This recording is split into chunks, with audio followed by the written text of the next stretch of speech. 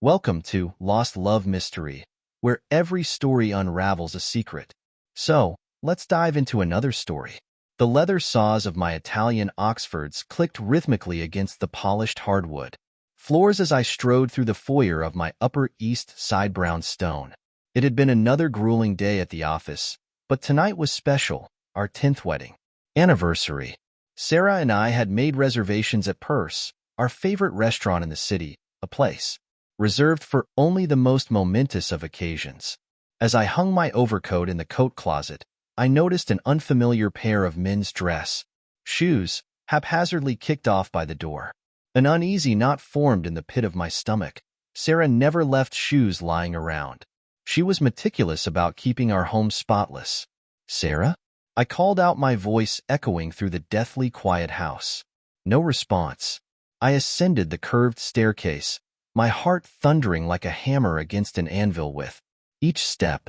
At the top landing, a litany of discarded clothing came into view. A man's suit jacket, a silky blouse, a lace bra, the knot in my gut twisted tighter as the unmistakable realization of what was happening slapped me square across the face. My palms grew clammy as I inched toward our bedroom door, rivulets of sweat trickling down my spine. I could hear the rhythmic creaking of bed springs from the other side, punctuated by muffled gasps and moans that will be forever seared into my memory. I didn't want to open that door to have the devastating truth confirmed before my eyes. But I had to know, had to see it with my own eyes. Sucking in a deep breath, I turned the handle and pushed the door open. The sight that greeted me was like a dagger to the heart. There was Sarah, my beautiful wife, the woman I had pledged my eternal love and fidelity to, naked and writhing atop an equally nude man whose face I instantly recognized. Alex Mercer, a hotshot executive at a major investment firm and someone I had considered a close friend. Sarah's eyes met mine, her expression morphing from ecstasy to sheer horror in the span of a heartbeat. "Michael," she gasped, scrambling to cover herself with the bedsheet as Alex swore a torrent of profanities. I stood there, rooted to the spot as a torrent of emotions, rage, betrayal, disbelief, washed over me in crashing waves. This wasn't happening, not to me, not to us. Our marriage was supposed to be sacred, the bedrock upon which we had built our lives. Together. Sarah opened her mouth to speak, but I silenced her with a look that could cut glass. "Don't I snarl through clenched teeth?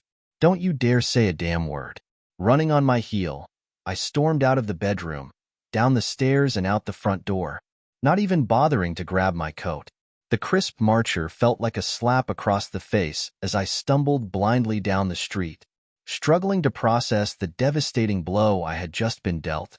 My life, my world, the carefully constructed reality I had worked so hard to build. It had all come crashing down around me in the span of a few earth-shattering moments. The betrayal cut me deeper than any blade, the agonizing pain of it taking my breath away.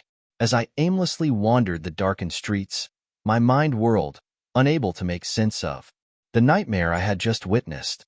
How could she do this to me? To us? After all we had been through together, all the dreams we had dreamed, the future we had meticulously planned.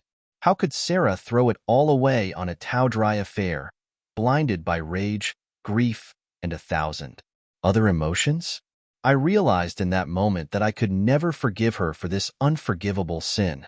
Our marriage, the sacred vows we had spoken before God and all our loved ones, was over. And there would be a reckoning. I stormed into my office the next morning, still reeling from the previous night's events. Lisa, my closest friend and colleague, looked up from her desk with a concerned expression. "Michael, what's wrong? You look like you've seen a ghost." I slumped into the chair across from her, burying my face in my hands. "It's Sarah," I muttered through gritted teeth. I caught her with another man in our bed.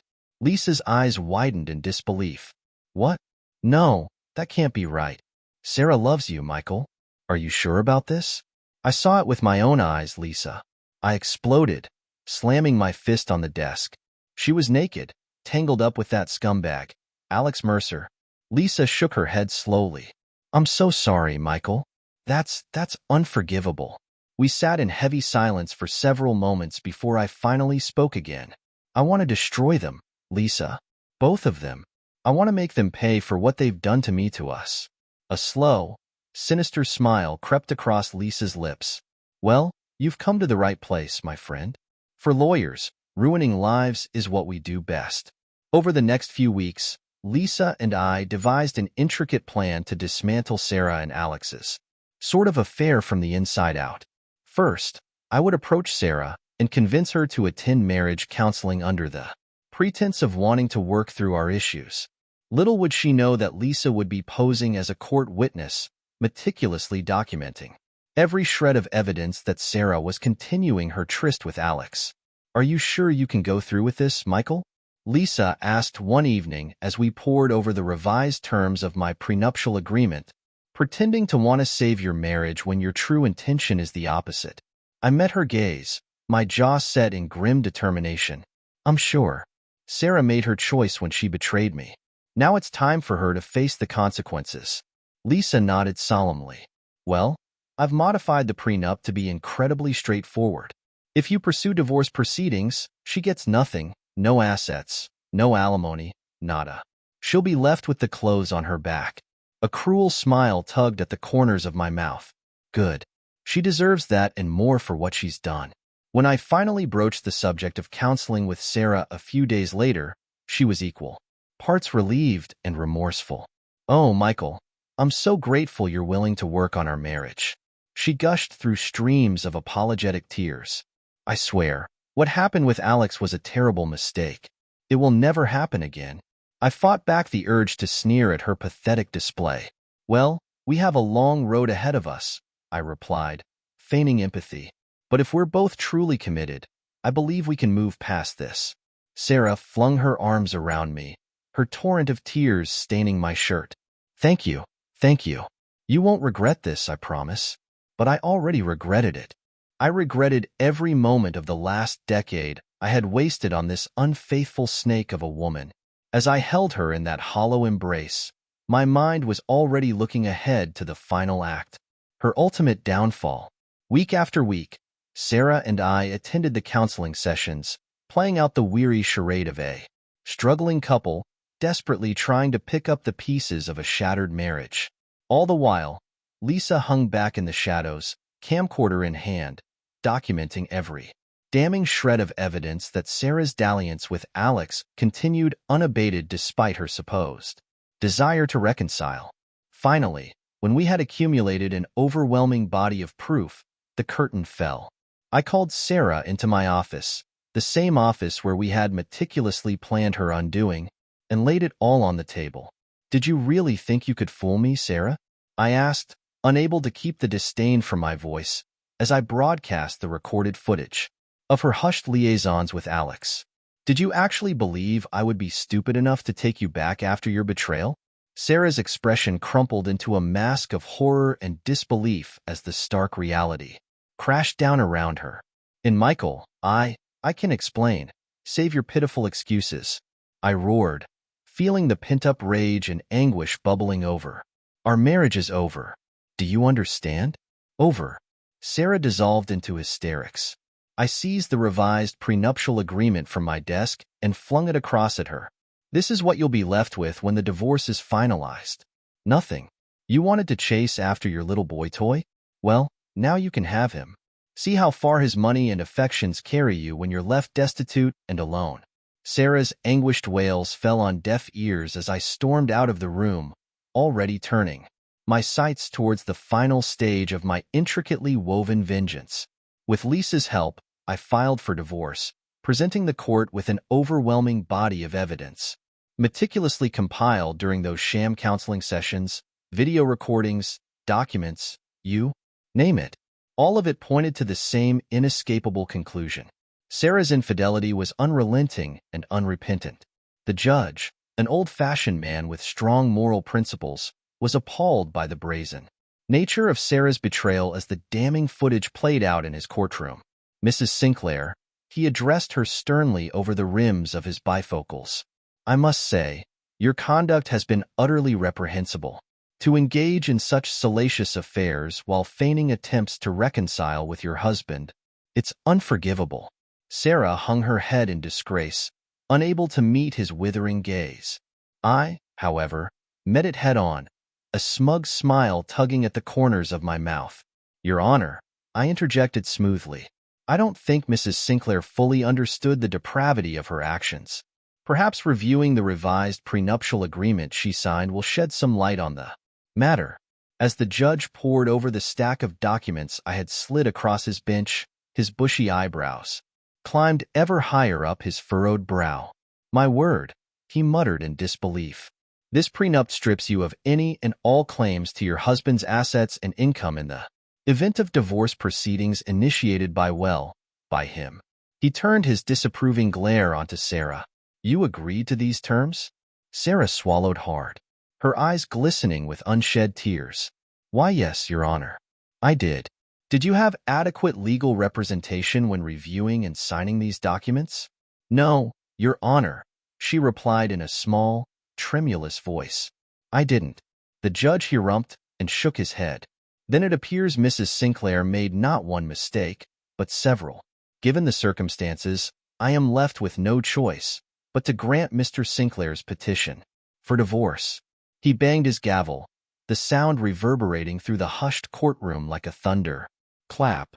Mr. Sinclair will retain sole ownership of all assets, business holdings, and income earned throughout the course of the marriage. Mrs. Sinclair, on the other hand, will be entitled to nothing.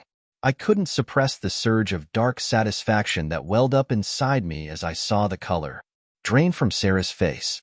No, please, that's not fair. She cried out in desperation. Michael, you can't do this to me. But the judge had made his ruling, and with it, Sarah's life as she knew it had crumbled to ashes around her. In the aftermath of the proceedings, it wasn't just Sarah who faced devastation. Her lover Alex found his own world rapidly unraveling as well. His wife, having put the sordid pieces together, filed for divorce and took him for everything he had, including his home and custody of their children. In the blink of an eye, Alex had gone from a rising executive with a promising future to a washed-up, penniless shell of a man. His reputation in tatters, his job prospects obliterated. He became little more than a cautionary tale about the perils of infidelity. As for Sarah, she slipped into a quiet life of obscurity, forced to downgrade to a dingy studio apartment and take a humiliating job as a barista just to keep a roof over her head. Her former life of luxury and privilege had disintegrated like a fleeting mirage, transformed into a harsh new reality where she was scorned and shunned at every turn. I watched from the sidelines as they grappled with the fall out of their transgressions, reveling in their misery and basking in the twisted satisfaction of knowing I had been the architect of their downfall. At long last, the weight of betrayal and anguish had been lifted from my shoulders. I had emerged victorious, exacting the perfect vengeance upon the two people who had so callously destroyed my life and shattered the sacred vows of our marriage. Where would I go from here? How does one pick up the pieces and rebuild after such cataclysmic destruction? I had no answers, no clear path forward. All I knew was that this chapter, as painful as it had been, was finally closed. A new one now began to unfurl, its pages unblemished and full of untold possibilities. Whether I would find redemption or merely fade deeper into darkness remained to be seen. As I hailed a taxi and gave the driver my address, I couldn't help but wonder if the price I had paid for my revenge had ultimately been too high.